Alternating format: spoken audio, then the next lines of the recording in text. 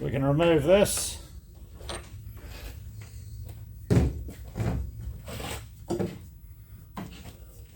Reinstall this.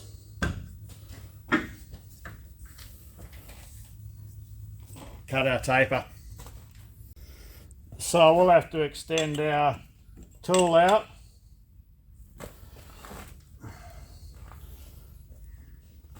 As the compound slide is trying to have a bit of a meet and greet with the tailstock.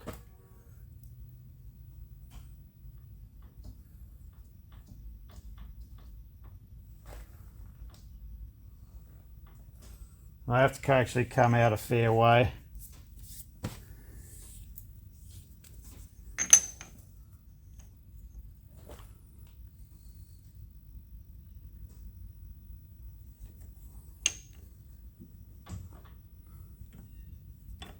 Not ideal, but yeah, it is what it is.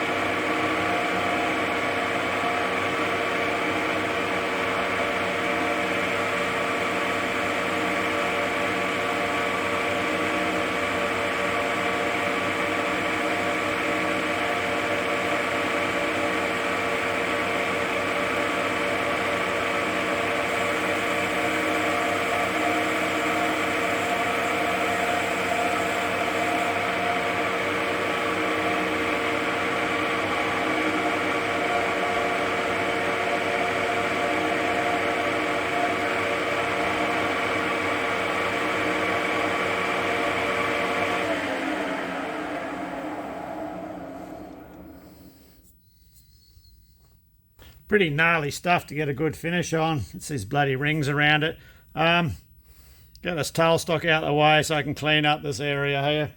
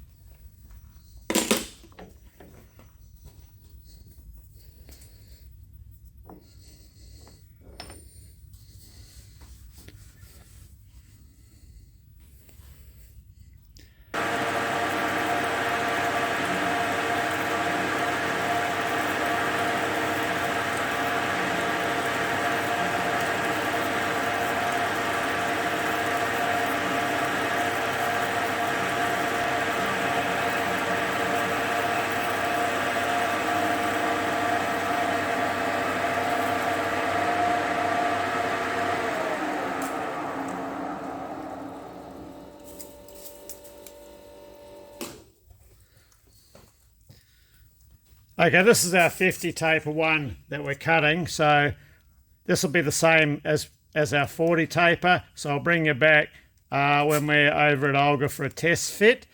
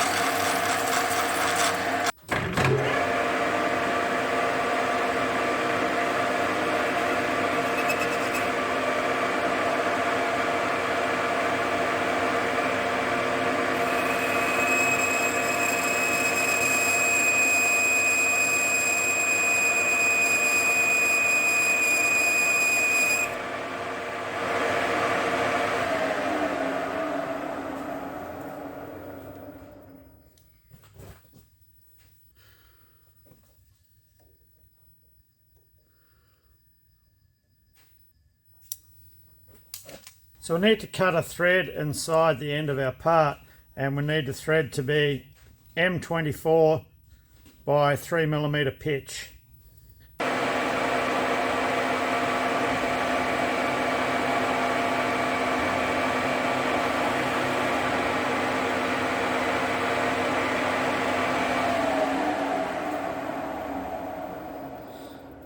Check it with our pitch gauge.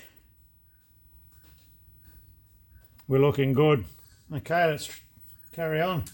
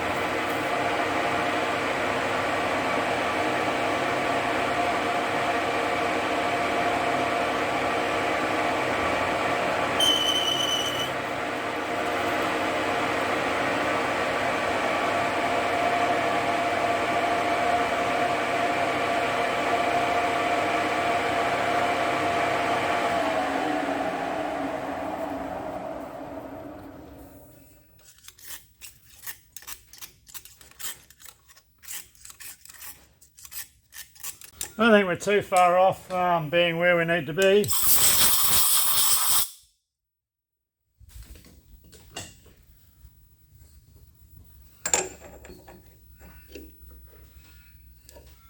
Got a little bit more, eh?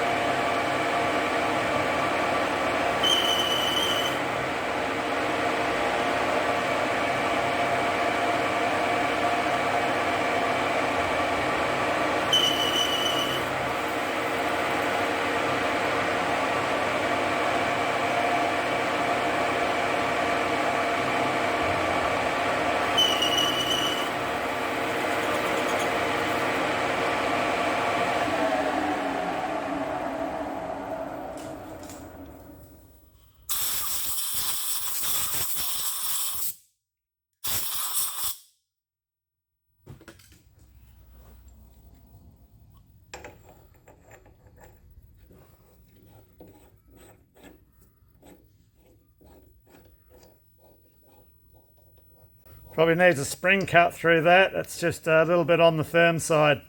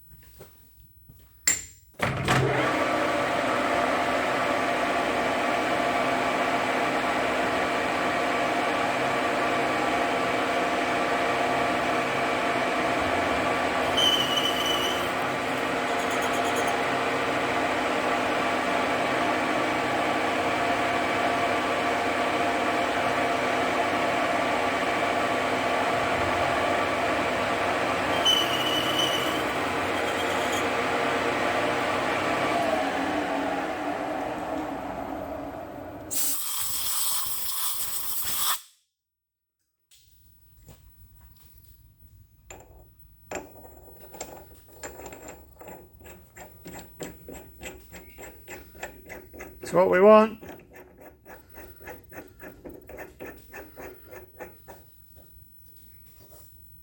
Perfect.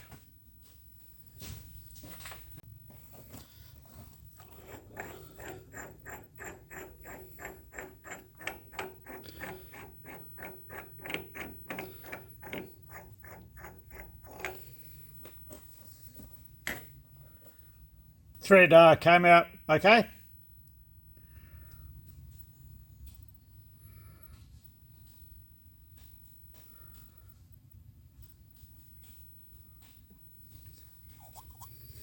The rest will all be work in the milling machine. For our grub screw holes, they'll be M12 by 1.75, so there'll be 4 of those in each one, 90 degrees apart, and we have to mill the slots in here for the drive keys. Okay, I've just started to spend a bit of time doing a bit of final fitting on these tapers. They're starting to come in okay. They're well enough to use at the moment if push comes to shove and I need to use them. So for now that's good enough. So we need to get these set up and mill the keeper slots in and the retaining threads in here for the grub screws that will retain the boring bars.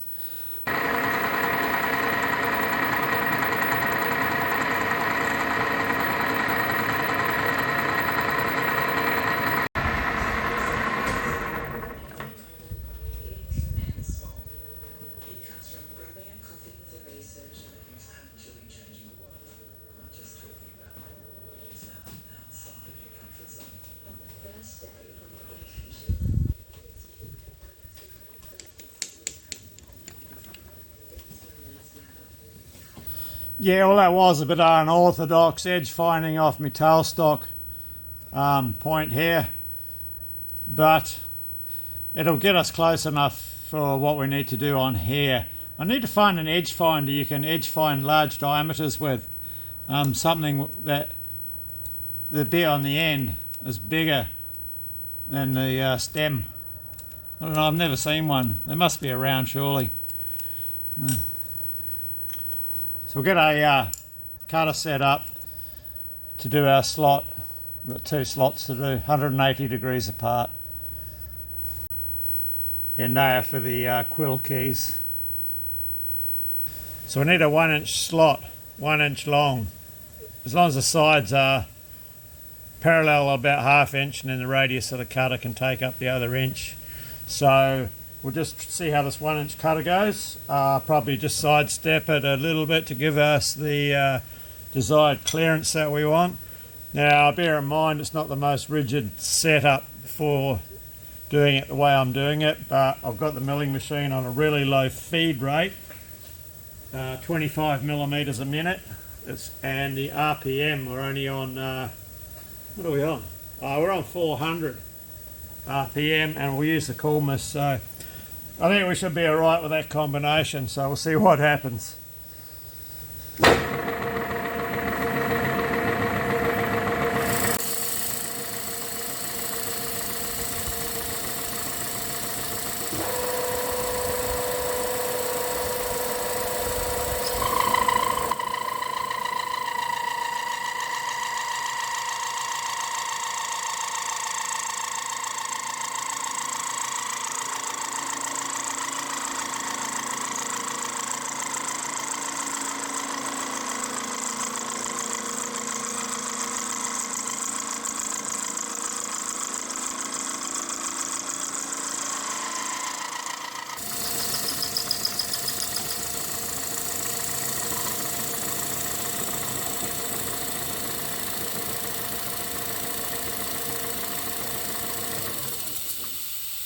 Well, she was a bit of a screamer. I ended up dropping out the power feed and feeding by hand, just a tad heavier.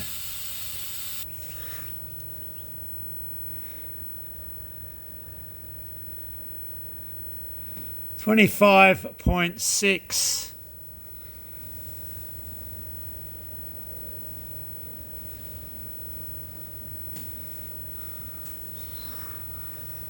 It's still a bit tight on our key, so actually what I think we'll do,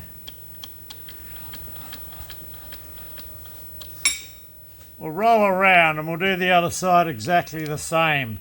Then I'll put a smaller cutter in and I'll just take a quick, very light cut up the corners, and then that will allow us just to square off and reduce this large radius that we got here. And I think we'll go that way. So to get me count back right for the indexing, and I just bumped the bloody camera. Make sure I'm on the right rotation, which seemed to be there, so 180 degrees.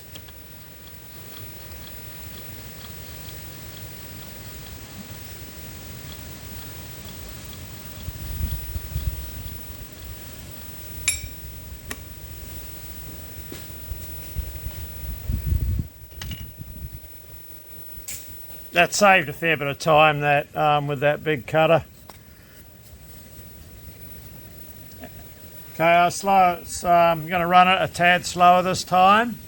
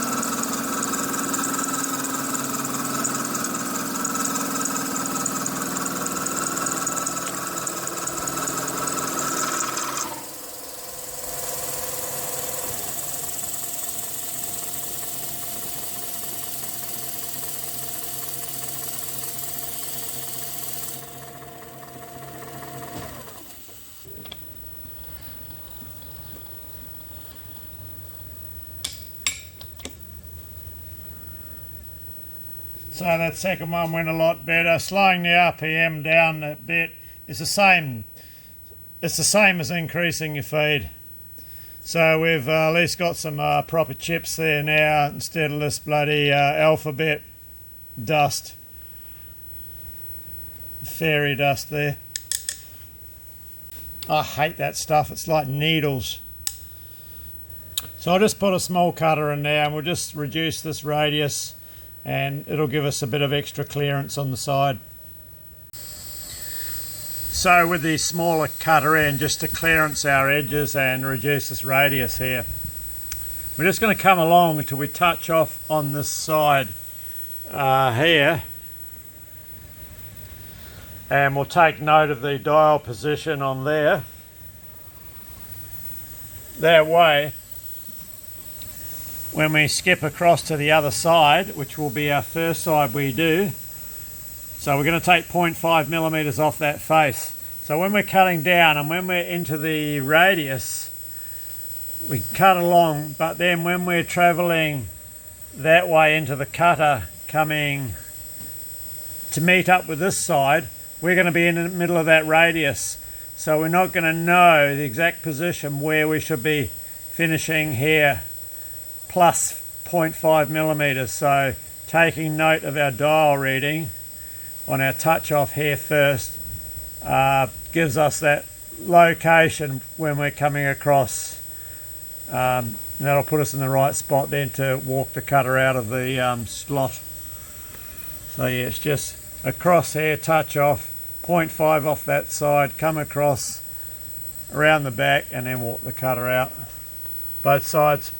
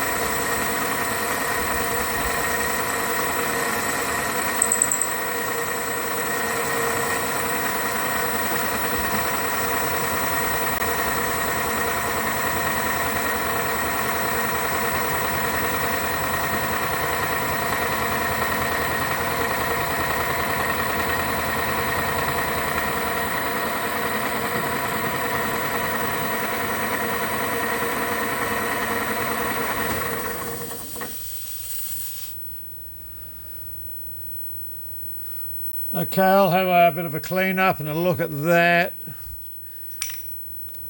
just in case there's any floor space that didn't clean up. This machine is a difficult machine to do that sort of work on because you're miles away from where the cutter is and it's you can't see anything. Okay, it looks like we've got a really good clean up. Just rotate this around.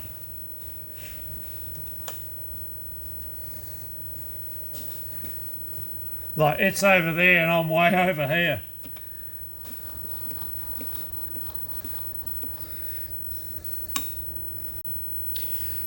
So that's given us the desired result that we require. So I'll roll around and do the other side. Right, that's the second one done. Yeah, that's the only trouble with jobs like this on a machine of this size. Your control handles are so far away from the cutter, you can't really see what's going on at all. Right, we'll get this one out and we'll get its smaller brother in.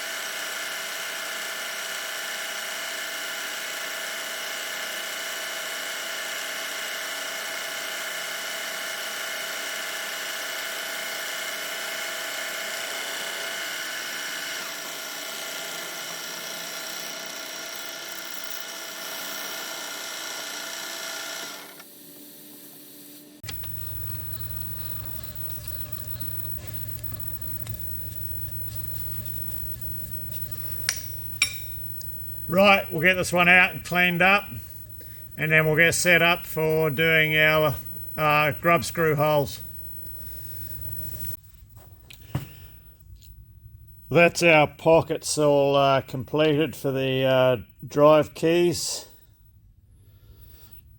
Actually, while we're here, remember earlier in the video we were talking about this, I mentioned pilot bore. Well, that's it there. That's another bore further down true to this bore here.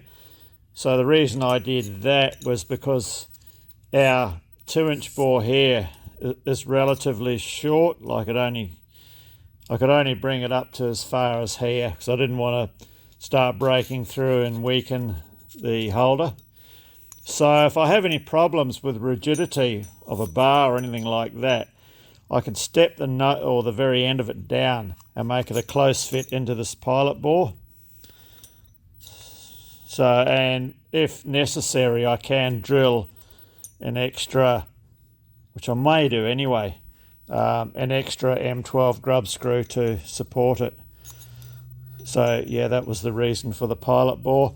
I've blued these up in preparation for marking because we're going to do all of our M12 tapped holes now. And the bigger brother, that one all came out well as well. there's no pilot bore necessary on this one, as we've got a good depth of the bore in the holder.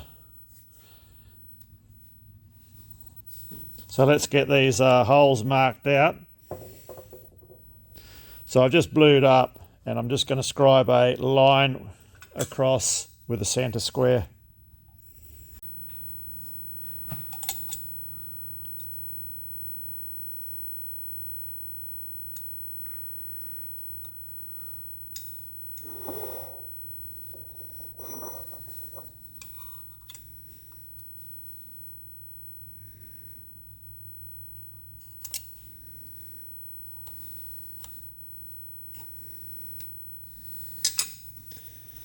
The old Randy Richards scriber still going well.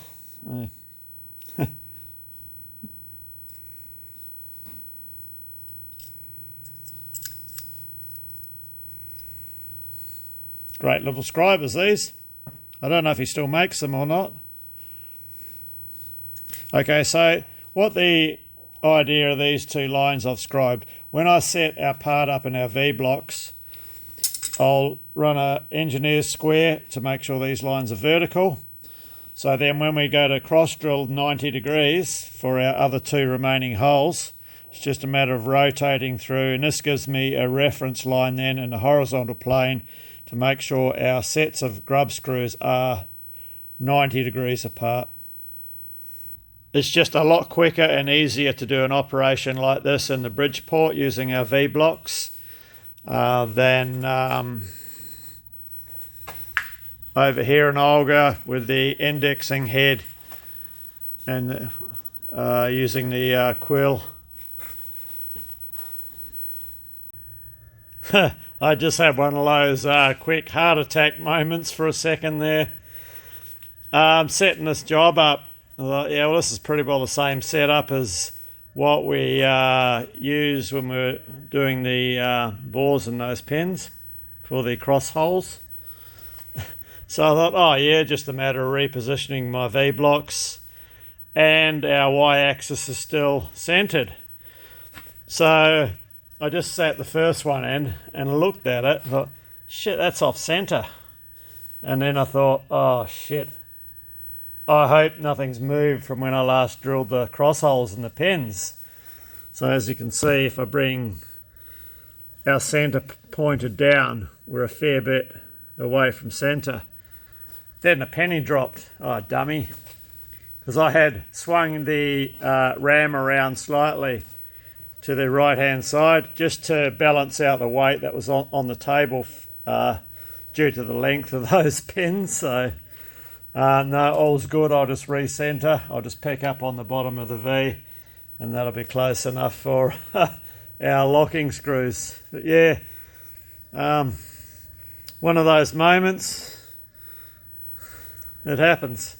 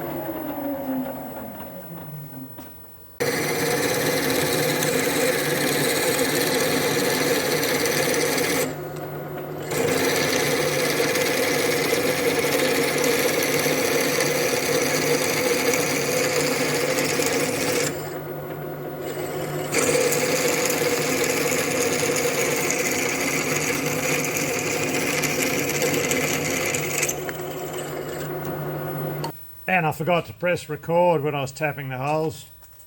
I'll make sure I get the next ones.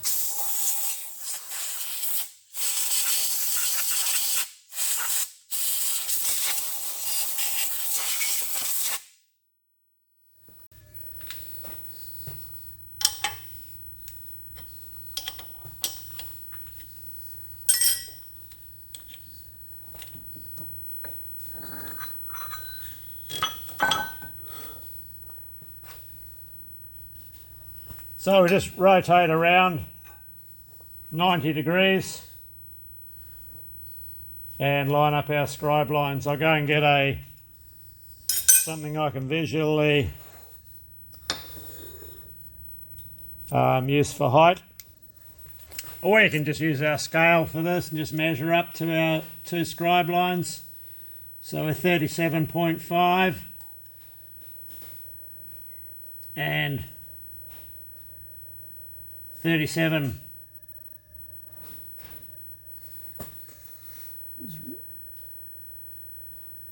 Move it a fraction. That's got it.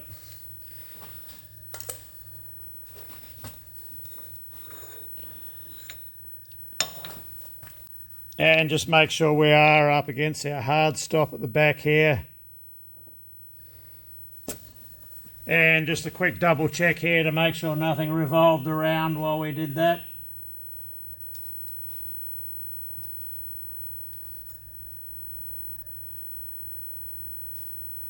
That's looking good. Right, we're going to clamp back up.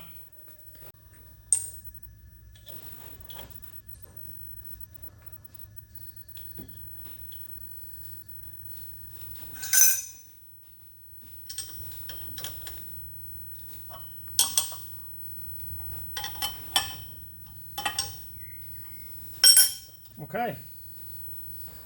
Actually, I'll do the drilling off camera. I'll bring you back for the tapping because we missed out on that last time and I forgot to press record.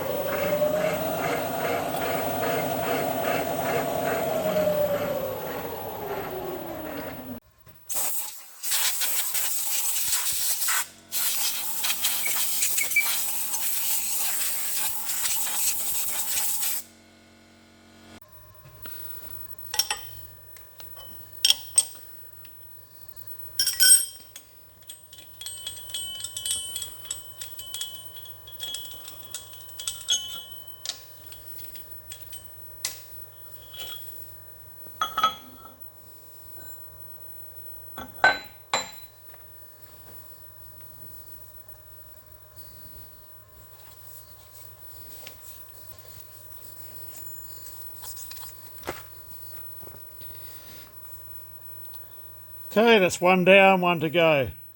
So yeah, the set of holes will support the boring tool very well. So the smaller NT-40 one, exactly the same setup, but we only require one V-block as we're skinnier. Same end stop, same clamping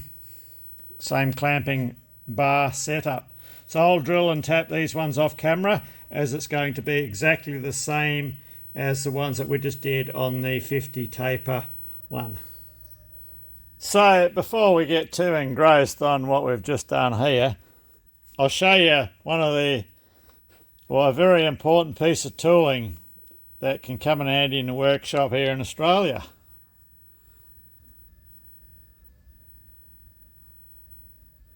For the Joe Blakes, aka snakes. Right, back to our job at hand. So on our large one, the holes that we've just drilled and tapped take the M12 grub screws, and at 90 degrees they will lock the tooling in place, which will mainly be a boring bar.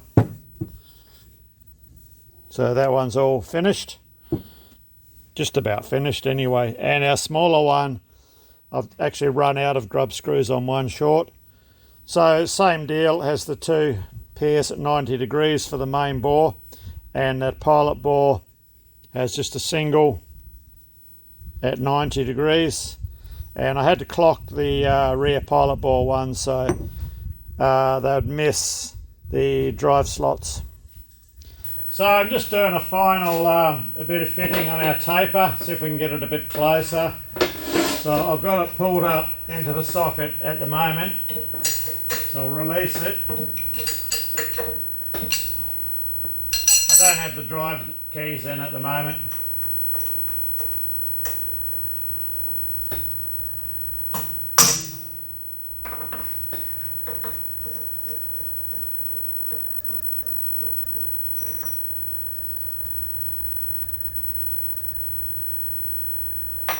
So let's come and have a look at this. I've got this really old tube of bearing blue. It's not all runny and crappy. It's actually quite good.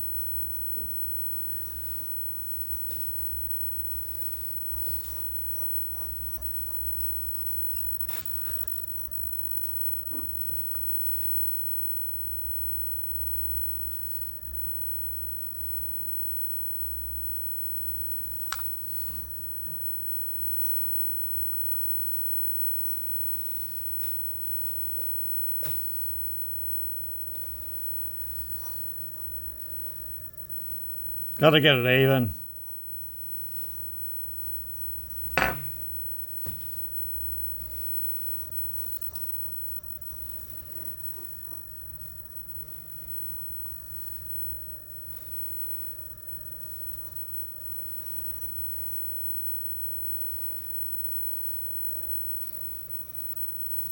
All right, let's chuck this up in the socket, give it a wiggle.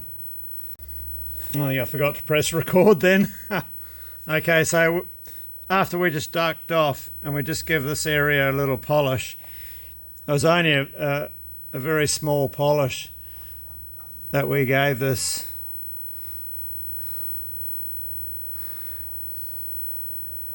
So this is actually looking pretty good now.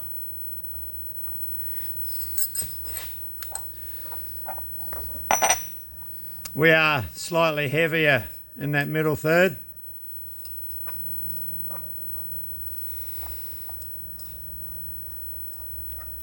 I might just go and give that a quick polish, just that middle third, and we'll go again. Okay, so we just give that a very light polish.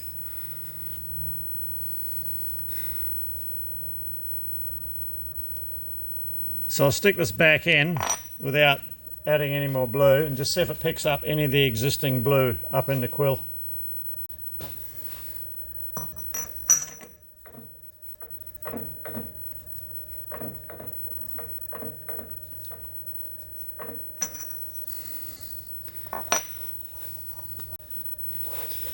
Okay, I don't know if you can see it, but I can see it from there to there.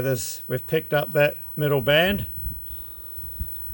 And that's not adding any bearing blue on. So we've just got two spots here and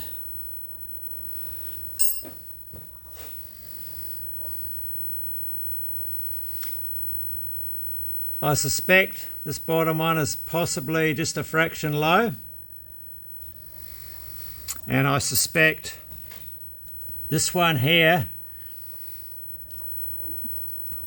Shit, that could be high or low. But we can't, if that was high, we wouldn't be getting the blue on here transferred over. Okay, let's wipe all this off. I'll put it back in.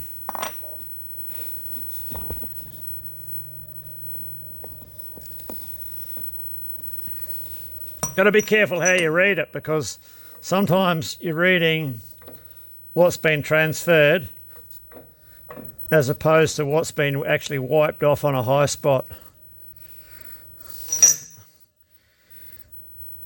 Fuck, I just put a dent in it.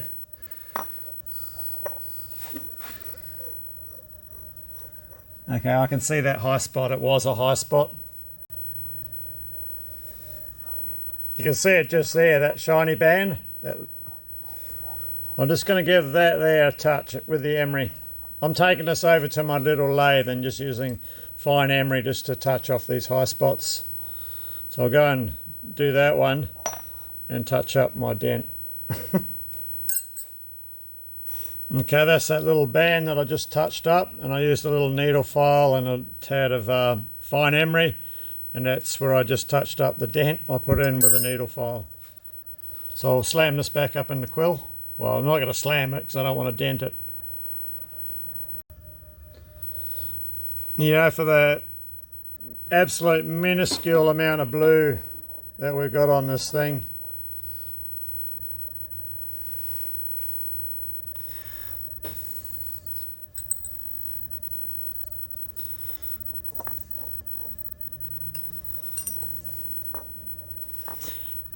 we're going to let this go because we're starting to chase our tail now. So we just got a light band there where we're not really touching as we should, and up there we're touching down here and down here.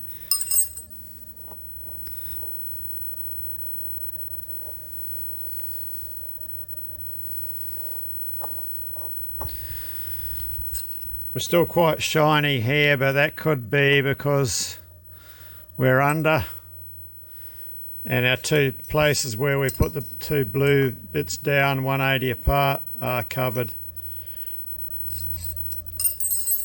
I think we're good to go. We're not going to really improve on that. Okay, so the bigger one I'll do off camera, and I'll bring you back with our final result.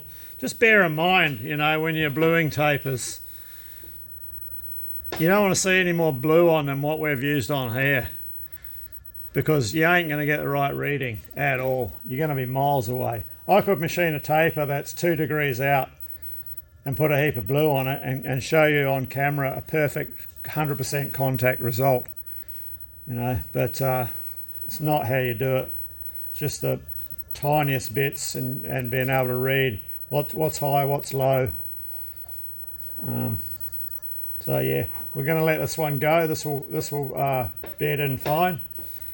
Bearing in mind, remember, the quill's hard and this is soft. So once this has been in and out a few times, you'll soon see if there's any major high spots that are giving any problem. Okay, so I'll get this one done, and we'll just bring you back for the final test. Okay, test fit on our large one.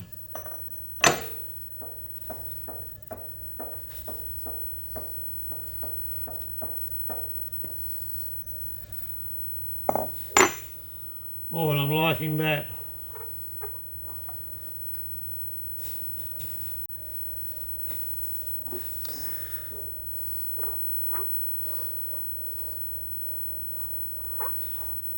I'm going to change the camera angle because that looks like way more blue than what is actually on this thing.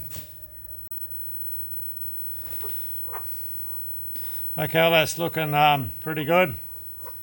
Quite tasty. I'll wipe all that off and we'll slam it back in the socket and just pick up on the remnants.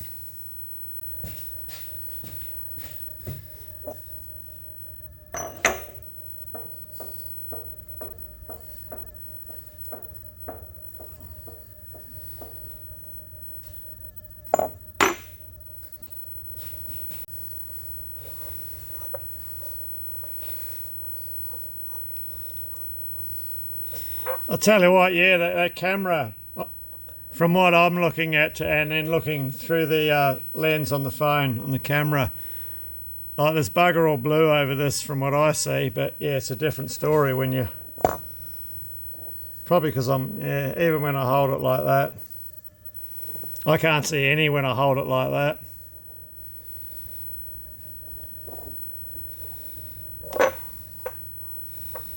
Okay, so that one is good, perfect. So remember these things we made some time ago, the bayonet fittings.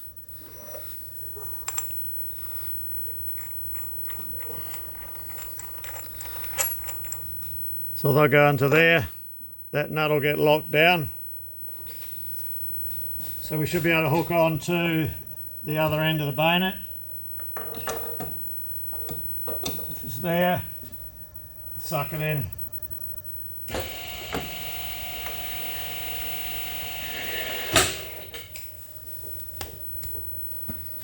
Okay, switch controls from your side of the machine to my side. I'll just switch over from vertical spindle to horizontal spindle.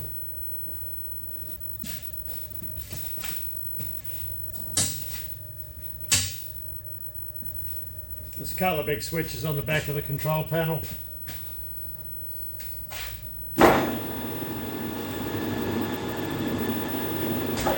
Give us some RPM.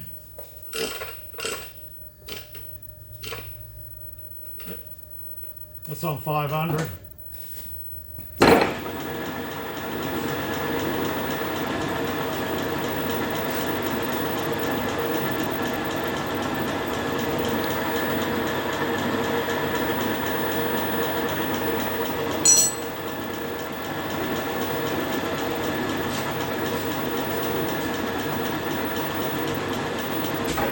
Running beautiful. Okay, we'll pop this one in, put its drawbar back in.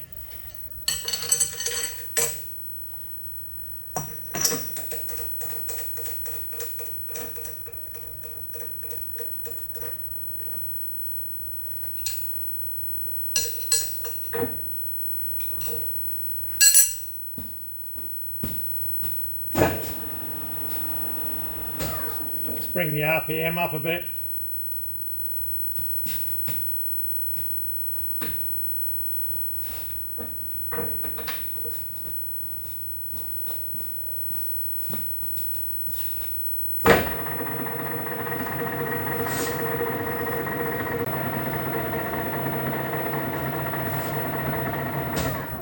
Perfect, so I'll go ahead now and I'll fit all the keys in, and then these are ready for work. Well, okay, I think we had quite a reasonable outcome with our boring bar holders, and that's what these are predominantly, that's going to be their main function. So yeah, I had a possibility of a job that would require boring, may or may not, last week. And I think they're going to do it a slightly different way, but that's what put the push on me to get this sorted out, just in case. And you never know, it's still just in case. So what our next project is to make up a couple of large boring bars for these holders here. So the flies are back. Australia. So yeah, yeah, we'll make a couple of decent boring bars, so we're all tooled up, ready to go should such a job come along, being as our boring mill is going to be down and out for a fair while. So anyway, cheers, thanks for watching, and yeah, we'll probably catch you in the next video where I'm either going to finish off the rotary welding table, or, well, actually these, it's on a par, which is actually more important. So it'll be one or the other. It'll either be the rotary welding table or it'll be boring bars for these.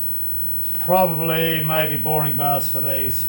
So anyway, cheers, thanks for watching, and hopefully see you next time.